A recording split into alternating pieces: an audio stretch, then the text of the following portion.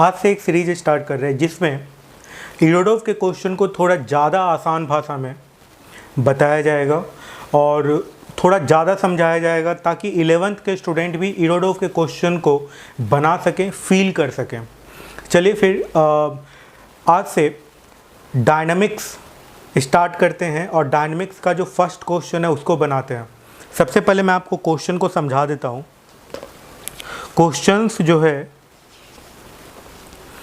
50 question number 59 को हम लोग सॉल्व करते हैं और इस क्वेश्चन में कहा जा रहा है एन एडोस्टेट of mass m start coming down with a constant acceleration w, determine the blast mass to be dumped for the aerostat to reach the upward acceleration of the same magnitude. The air drag is to be neglected. देखिए एक aerostat है जो कि ये एक aerostat है जिसका कि मास m है और ये डाउनवर्ड फॉल कर रहा है w एक्सेलरेशन से, डाउनवर्ड फॉल कर रहा है।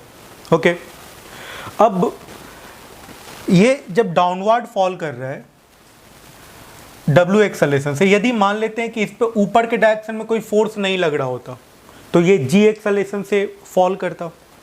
ओके, तो जब ये नीचे के डायरेक्शन में गिर रहा है तो आप ये कह सकते हैं कि एक बॉइंट फोर्स लग रहा होगा इस पे। ओके, या एक कांस्टेंट फोर्स लग रहा होगा ऊपर के डायरेक्शन में। ओके, तो ऊपर के डायरेक्शन में जो कांस्टेंट फोर्स लग रहा होगा या जिसको बॉइंट फोर्स भी आप कह सकते हैं, वो जो लग रहा होगा ये फोर्स F होगा जो कि इसको नीचे गिरने से रोक रहा होगा। अब चूंकि ये नीचे गिर रहा है इसका वेट mg होगा और mg का वैल्यू F से ज़्यादा होगा तभी ये नीचे के डायरेक्शन में गिर रहा होगा। यहाँ पे आप न्यूटन सेकेंड लॉ लगा सकते हैं, net force equal to mass into acceleration. Acceleration का जो डायरेक्शन है वो डाउनवर्ड है, इसका मतलब नेट फोर्स भी डाउनवर्ड होगा।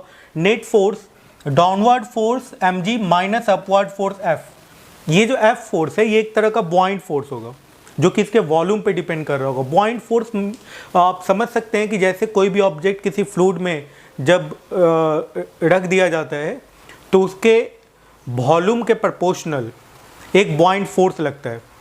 ओके, डेंसिटी जो कि वो जो बॉइंट फोर्स होता है वो डेंसिटी ऑफ फ्लूइड के डायरेक्टली प्रोपोर्शनल होता है, ग्रेविटी के प्रोपोर्शनल होता है और वॉल्यूम के प्रोपोर्शनल होता है। ओके, जैसे मान लेते हैं कि इसका वॉल्यूम यदि v हो तो इस पर जो बॉइंट फोर्स लग रहा हो वो रो v g के बराबर, ये v वॉल्यूम है और डेंसिटी रो जो है डेंसिटी ऑफ मीडियम है। समझ रहे हैं ना? तो एक बॉइंट फोर्स टाइप का लग रहा होगा, इतना ज़्यादा आप नहीं भी सोच सकते हैं, बस ये समझिए कि एक अपवर्ड फोर्स इस पर लग रहा होगा जो कि कॉन्स्टेंट होगा। ओके, तो अपवर्ड फोर्स ऊपर लग रहा है, नीचे mg लग रहा है और डाउनवर्ड एक्सेलरेशन हो रहा है और न्यूटन्स का जो सेकेंड लॉ है mg minus F that is equals to m into W और ये बन गया इक्वेशन नंबर 1। ठीक है, अब क्या है कि इसमें से कुछ मास को निकाल के बाहर फेंक दिया जाता है और इसका वॉल्यूम चेंज नहीं करेगा, वॉल्यूम नहीं बदलना है इसका यदि वॉल्यूम नहीं बदले तो लगने वाला जो बॉइंट फोर्स है वो वही रहेगा जो इनिशियली था जब वो डाउनवर्ड एक्सेलरेट कर रहा था, तब भी वही होगा।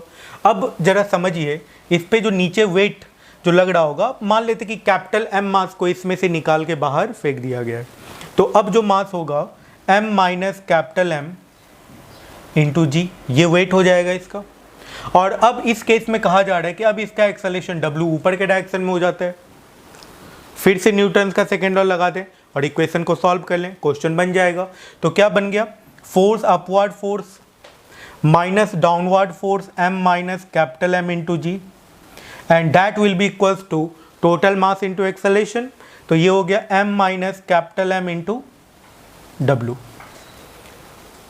कुछ ऐसा बन गया। ये दो इक्वेशन है, यदि इन दोनों इक्वेशन को जोड़ दिया जाए तो इसमें जो F फोर्स था जो कि कांस्टेंट फोर्स इस पे लग रहा था वो कैंसिल आउट हो जाएगा और यहाँ से आपको कैपिटल M का वैल्यू जो कि इस सिस्टम से निकाल दिया गया है वो कैलकुलेट हो जाएगा। चलिए फिर ऐड कर दीजिए और देखिए कितना आता है mg इसका, फिर minus m minus capital M into g that is equals to mw plus mw minus capital MW, ये वाला क्वेश्चन आ जाएगा। कुछ ऐसा आ गया।